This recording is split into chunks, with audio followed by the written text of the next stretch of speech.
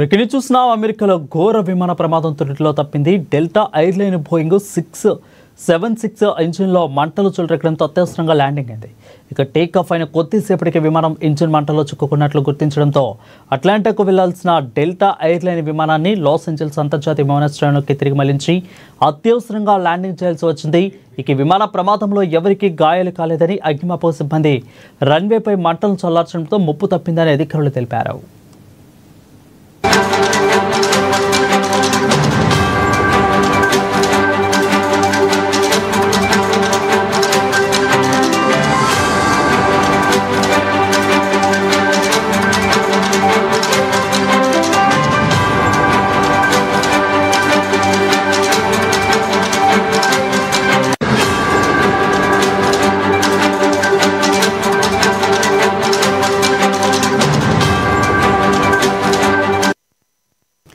ప్రతిని చూస్తున్నాం. అమెరికాలో ఘోర విమాన ప్రమాదం త్రుటిలో తప్పింది. డెల్టా ఎయిర్లైన్ బోయింగ్ 767 ఇంజిన్లో మంటలు చెలరేగడంతో అత్యవసరంగా ల్యాండింగ్ అయింది.